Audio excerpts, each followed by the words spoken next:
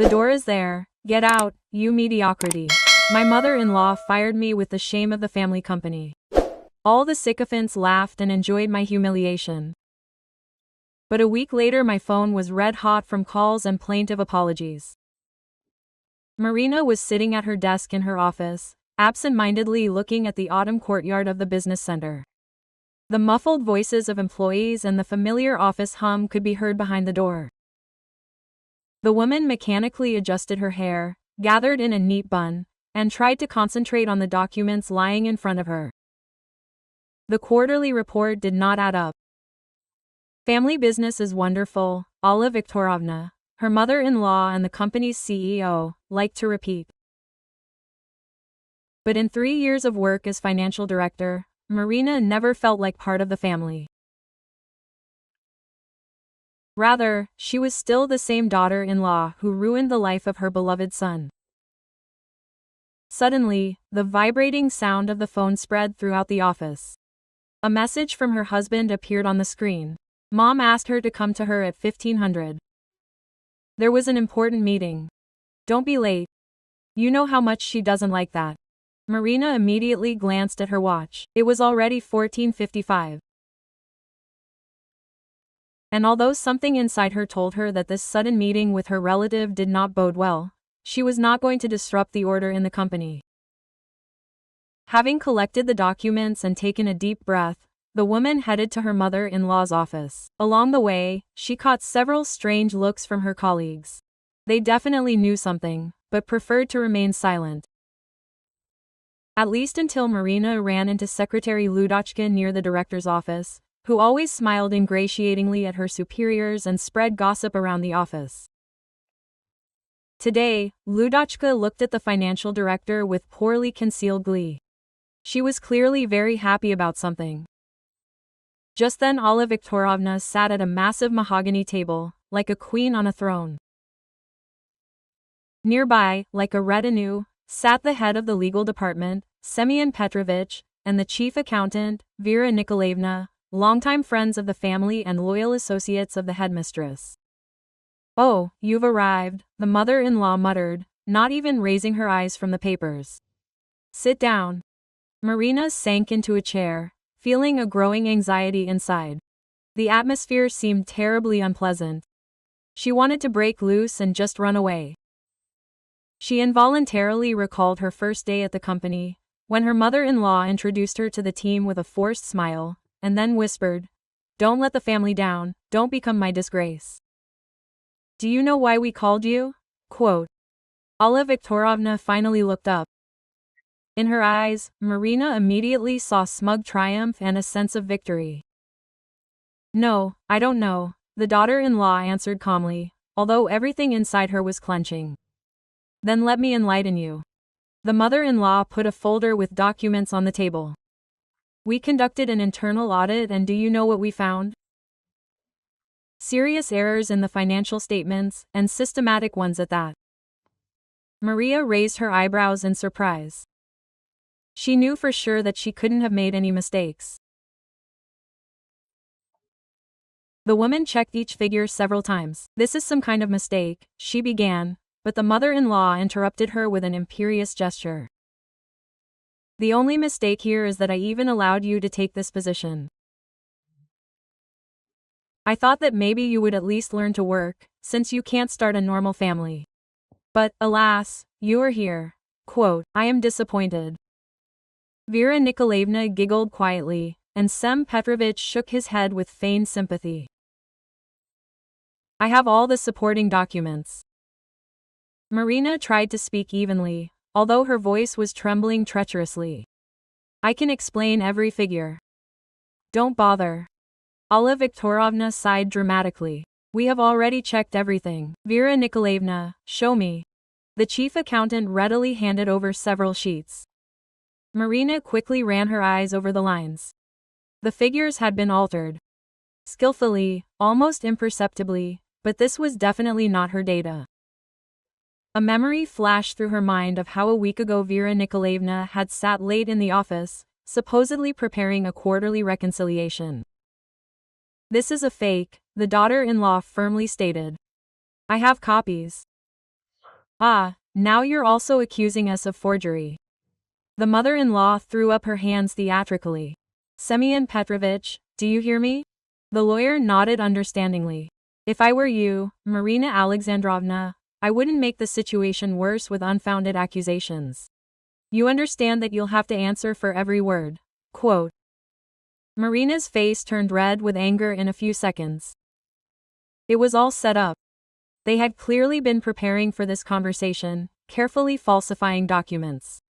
I wonder how much time it took to prepare this performance and, most importantly, why now?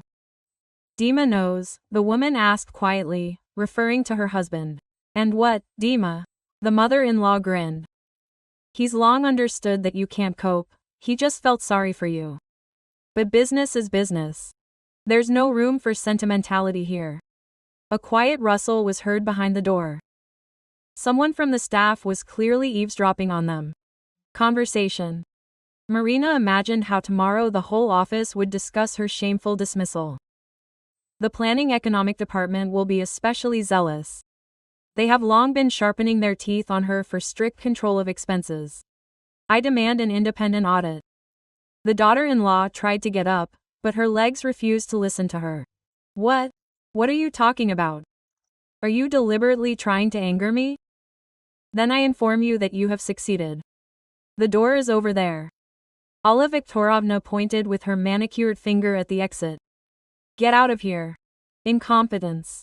You don't have to write a letter of resignation. We have already prepared an order under the article, by the way, for gross financial violations.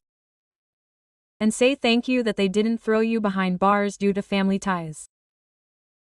Vera Nikolaevna didn't even try to hide her satisfied smile. A muffled chuckle was heard somewhere behind the door. Marina slowly stood up. Her head was buzzing, tears were welling up in her eyes, but she was not going to give them pleasure by crying, silently took her bag and headed for the exit. And don't even think about taking anything from the office. Quote, the blood shouted afterwards. Security will watch. Although, what is there to take? You couldn't even properly organize your department. A small crowd had already gathered in the reception area. Ludochka pretended to be typing, but her eyes were greedily following what was happening. Marina walked past proudly, straightening her shoulders. Quote, it's okay, she thought, I will achieve justice. I don't know how yet, but I will definitely achieve it. You'll see. In her office, the woman quickly packed her personal belongings into a cardboard box. A photo with her husband, a cactus given to her by colleagues for her birthday, a favorite mug. After 10 minutes, only a diary remained on the table. After 10 minutes, only a diary with carefully verified plans for the company's development for the next quarter remained on the table. Now she didn't need it. The persistent hum of the phone was heard in her bag again. Dima's wife dropped the call and turned off the phone. Now she was not ready to talk even to him, especially not to him. Marina did not go home. Throwing the box with her things in the trunk, she drove the car towards the center. The city was drowning in October twilight. It was drizzling outside. The woman had to stop at the traffic lights, as a huge evening traffic jam stretched ahead. The woman took her phone out of her bag, turned it on and was stunned. 23 missed calls from her husband and 5 messages on WhatsApp. Marish, where are you? Call me urgently. Mom explained everything. Let's talk calmly. Well, stop sulking. It's just work. Maybe it's for the best. You'll finally take care of yourself in the house. Financiers are really very weak. It's time to admit it. I'll be late today. Don't wait up. The last message made her grin with disappointment. So, her husband had already chosen a side. However, when was it different? In 5 years of marriage, Dima never once stood up for her in front of her mother. Even when Alla Viktorovna openly hinted at the lack of grandchildren, calling Marina a sterile cuckoo, he only guiltily looked away.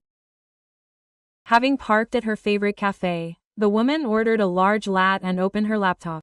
For 3 years, she had been keeping parallel accounting, duplicating all the important documents. It was not that she did not trust her mother-in-law, she just trusted her, but check. Her experience working in a large audit company taught her to always have a backup option. The files were stored in the cloud, encrypted and sorted by date. Marina methodically compared her reports with those that Vera Nikolaevna showed today. The discrepancies were significant. Someone was clearly falsifying the data, creating the appearance of her incompetence. The manipulations with the numbers in the operating expenses section were especially noticeable. It was there, where she had recently discovered strange expenses on consulting services from a one-day firm. The woman was pulled out of the audit by a sudden phone call. This time, Katya's number, her beloved older sister, appeared. Marina couldn't help but answer her. "Hello, Katyusha, how are you? Are you okay?" There was genuine concern in her sister's voice. "You already know everything. But how?" Dima called and said, "You have some problems at work." "Problems?" The younger sister smiled bitterly. Quote, "I was fired with a scandal under the article." What? This old witch has completely lost her mind. More than she forged documents, Katya made me look like an incompetent idiot in front of the entire team and kicked me out in disgrace. And Dima, what about him? What, Dima? Marina could not hold back her tears. He said that it was for the best, that I was a bad financier, and it was time to admit it. Can you imagine? There was a heavy pause on the other end of the line. "Come to me," Ekaterina finally said. "Right now. I don't want you to sit alone. Thank you. But wait." The younger sister fell silent, looking at the phone screen. "An unfamiliar number is calling me. Pick up the phone, I'll wait." The woman quickly switched to the incoming call. "Hello. Good evening, Marina. This is Nikolai Petrovich." She almost dropped the phone. Nikolai Petrovich was her ex-father-in-law, whom she had not seen for 3 years, ever since Alla Viktorovna pulled off a cunning scheme with the company's assets, leaving her husband with nothing. Then Dima completely sided with his mother, and the family finally split apart. "I know what happened today." The father-in-law's voice sounded confident and calm. "History repeats itself, doesn't it? Allah never changes. Where are you from?" "I have my own sources in the company." "Listen, Marina, we need to meet. We have a serious conversation." "About what?" "About justice and how to restore it." "Come to Europe in an hour. I think you'll be interested in what I have to say." The woman returned to her conversation with her sister. "Katya, I'm sorry, I have to go. It seems the situation is taking an unexpected turn. I'll definitely call you back tomorrow. And thank you for your support. You're the best." Well, Marina thought, closing her laptop. Let's see what comes of it. The Europe restaurant was located in the historical center of the city. Nikolai Petrovich was waiting for his former daughter-in-law at a table in the far corner of the room. He had hardly changed over the years. He had the same military bearing, attentive gaze and impeccably ironed suit. "Glad to see you, Marina." The man stood up, shaking her hand. "It's a pity that we are meeting in such a circumstances." After the order, they were silent for a while. Nikolai Petrovich carefully studied his former daughter-in-law, as if assessing whether she could be trusted. Marina remembered how 3 years ago he silently packed his things in his office, while Alla Viktorovna triumphantly watched the process. Then the woman saw for the first time how it is possible to destroy a person without resorting to physical violence. "I have been following the company all these years," the man finally said. "After Allah, let's call it, restructured the business, I opened my own business. Now NPK Systems is a direct competitor of my ex-wife and, I must say, quite successful." Marina nodded. She knew about it. The name of Savioker's company regularly flashed in tenders that they lost. Moreover, over the past year, several key clients have switched to him. 3 years ago, I lost everything, Nikolai Petrovich continued. Allah used the same methods against me as she did against you. Forged documents, false accusations, manipulation of Dima. He smiled bitterly. My son was always weak-willed. His mother molded him into whatever she wanted. I tried to cultivate a core in him, but she knew how to find his weak spots. What are you getting at? Marina asked bluntly. I have evidence of all his machinations. Serious evidence. Fictitious companies, double-entry bookkeeping, tax evasion.